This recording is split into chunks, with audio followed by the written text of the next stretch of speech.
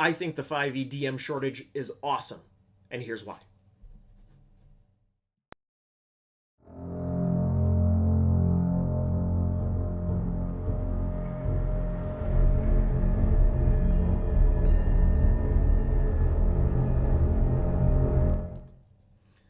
Hello, this is Nick from Breaker Press Games, and it's been a long time since I did a hot take video, but today's the day.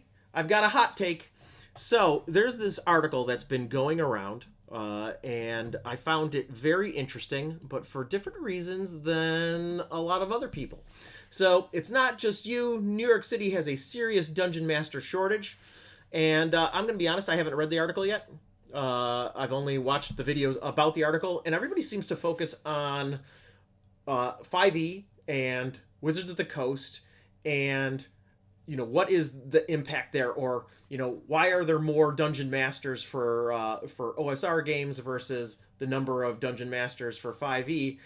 And I think they're missing something really obvious, at least the videos that I've seen. So I wanted to talk about it. So the thing that I think a lot of people are missing is, do players really want to play 5e, or do they want to play D&D? Because I think they're two different things.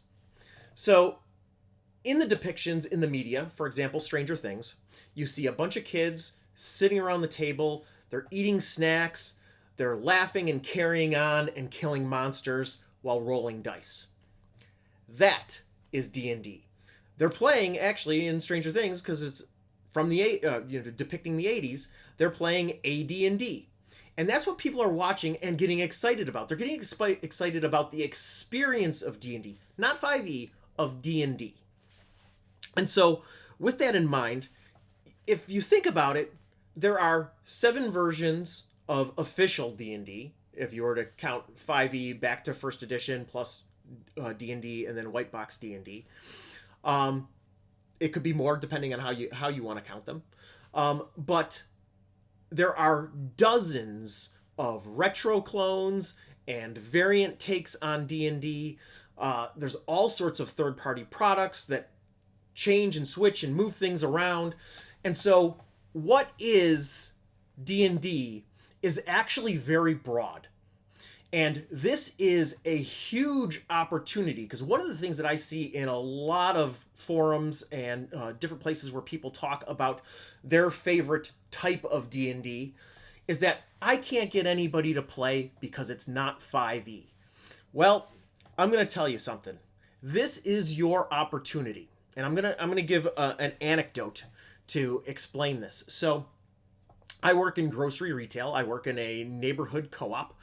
And I interact with patrons every day. It's an arts neighborhood, and so I've got lots of people that are interested in Dungeons and Dragons, and they found out that I make RPG content and that I'm a dungeon master. And for them, this is an exciting opportunity. And so I found that I had all these people saying, I'd love to play D&D with you sometime. I'd love to play D&D with you sometime. And I finally broke down and was like, all right, you set up a time, or give the go ahead, and I'll make it happen. And so, sure enough, a few weeks ago, I actually started an open table campaign for Dungeon Crawl Classics, because that is my D&D. That is the D&D that I love to play. And so when I started approaching people and saying, hey, you've been asking about this, I'm starting a campaign. Oh, should I make a character? I'm like, no, we're going to be playing Dungeon Crawl Classics, and we're going to make characters at the table. It only takes 15 minutes. Oh, Dungeon Crawl Classics? What's that? Oh, it's D&D. You've got 6 stats. You're rolling a 20-sided dice. You got hit points, and you got armor class. It's D&D. Oh, yeah, that sounds awesome. And it plays even faster than what you're used to in 5e. Oh, really? Yeah.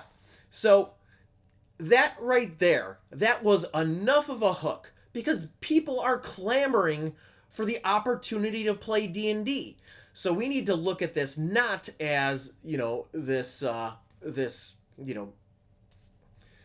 as the situation for Wizards of the Coast or whatever. We need to look at this as an opportunity. This is the opportunity for all of us that play indie versions of D&D to bring all of these people, to open the gates and let all these players in to our world of Dungeons and Dragons.